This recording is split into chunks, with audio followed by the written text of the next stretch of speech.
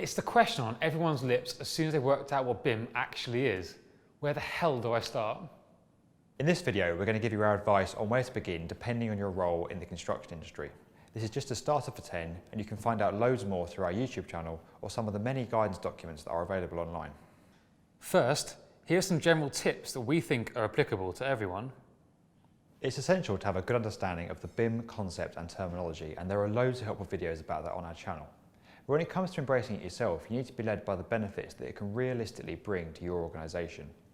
Start by considering your current approach to information management and ask yourself how that process could be made easier and more efficient through digital techniques.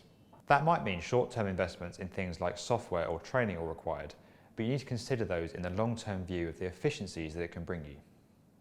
It's worth starting out on a pilot project and learning as much as you can. Identify the members of your team who are most open to giving it a go and get them working on it together. When you come to use BIM on future projects, these people can help motivate and educate other members of your team. Now, let's look at some specific advice depending on your discipline. Where should you start as a client?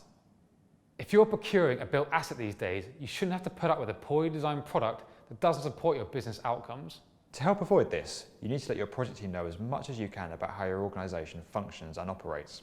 If they know what you're ultimately trying to achieve, they can create a built asset that will really support you in getting there. You've probably got a good idea about the information you'd like to see from your project team during the design and pricing stages. You've probably also got a pretty good idea about the information you'd like to see at handover to be able to run your building and get the very best out of it. You'll need to set this all out in something called the employer's information requirements right from day one, so that your appointed team know the levels of service to provide you. Teams working without EIRs in place will struggle to ensure that the right information is issued at the right time to support decision making. Worse, they'll be creating excessive amounts of information just for the sake of it, rather than efficiently focusing on what's needed. There's a good template for an EIR at this link, and we have a short explanatory video on the B1M. Now let's take a look at where you should start as a designer. The key is to consider how you currently generate and share information. That could include graphical information, such as drawings, or non-graphical information, such as specifications or schedules. BIM is going to require you to work in 3D and to regularly federate models for better spatial coordination. Unfortunately, you're in the category that's likely to have to make the larger investment in terms of software authoring tools. But again, make sure you stay focused on the long-term efficiencies this can bring. If you haven't worked in 3D before, it can be very different to working in a 2D environment. Components need to be created correctly in 3D form for classification purposes. Many manufacturers make their products available in component libraries, and we'll talk more about that later. You'll need to become familiar with linking your non-graphical specifications and schedules to specific components creating an information model, and with how you share that model at different stages with your project team peers in a digital space known as a common data environment. How about if you're a tier 1 or 2 contractor in the supply chain? Start by considering how you currently use information for pricing and construction, and how you can pass this information on to your client at the end of a project. How can you make this process easier and quicker to help save time and money? The good news is that implementing BIM forces people to consider and challenge many long-established industry gripes, things like risk transfer, competitive tendering, and the focus on capital costs. You can expect to be engaged earlier in the project process and to offer your expertise up front. In software terms, you need to be able to open, view, interrogate, and if necessary contribute to an information model in a common data environment. Many software vendors offer tools that do this that aren't as expensive as the native authoring software itself. That is essential to successful tendering and project delivery. Depending on the procurement route, you may be a main contractor charged with managing the design process. If this is the case, you'll need to set out the systems and protocols in something called a BIM execution plan, and then deliverables in a master information delivery plan, and share them with all parties before you start. You'll need to designate an information manager who'll set up and manage the common data environment.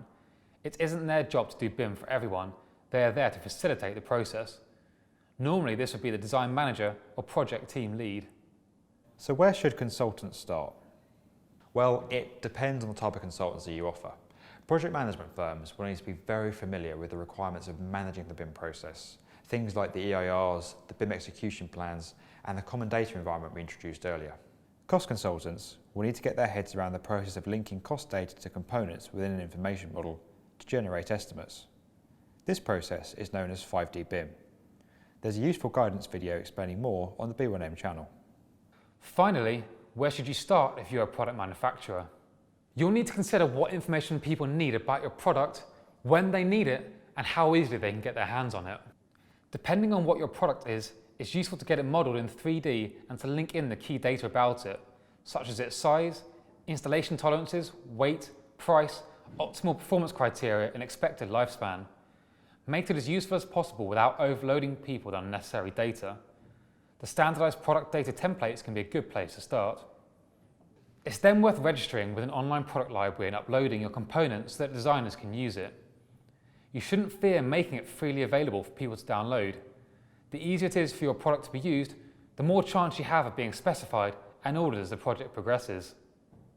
As we said at the beginning, this video is literally intended to give you some pointers for taking your first steps into the world of BIM. There's lots more out there to watch and become familiar with. So why did we make this one video and not split it into multiple clips that would have been perhaps more relevant to you? Well, BIM demands collaborative working and having an appreciation of the viewpoint of your project team peers. We hope that this way you not only understand what you need to do to get started, but the steps that others will have to take too.